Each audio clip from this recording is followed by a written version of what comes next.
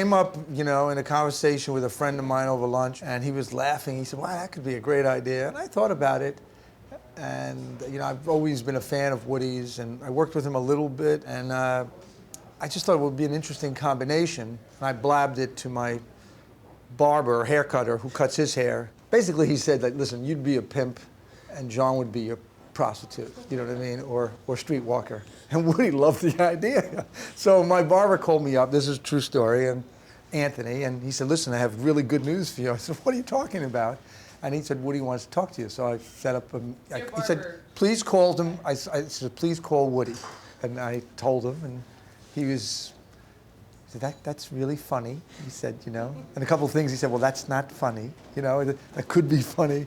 And so we talked about it, and he said, okay, listen, you work on it, you write it, and I'll edit it. And we'll go back and forth that way. He said, but you basically be the writer, and I'll be the editor. And I just thought it would be a really interesting combination, him and I together.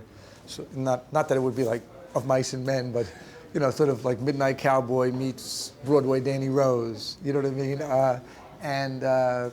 So it's this, you know, journey that these two guys get involved with, and all the ramifications and trouble that they get into. And Sharon Stone plays Woody's dermatologist, who's quite wealthy, and Sofia Vergara plays her good friend, who's like a glasses designer, and Vanessa Paradis plays a woman who's an Orthodox widow. Have you done any particular research on the Gigolo lifestyle? Yeah, I've done plenty of it. I can't really speak publicly about that. No, I've always been interested in the genre. I really have been. I mean, there's in every country they've made films about this, and it's, you know, a lot of classic films.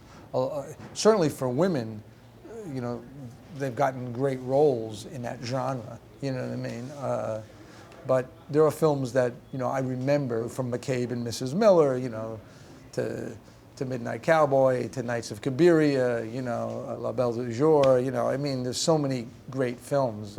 Never on Sunday, it goes on and on and on. So. Will you be ready for the Cannes Film Festival? I don't think we'll be ready for Cannes. I mean, unless, you know, Woody comes in the editing room with us and, you know, and says, let's do it really. I think we'll probably be more ready for Venice, Toronto. Great. Well, thank you so much. Thank you. It was excellent. Okay. I'm really excited to see the movie. Okay, thank you. All right.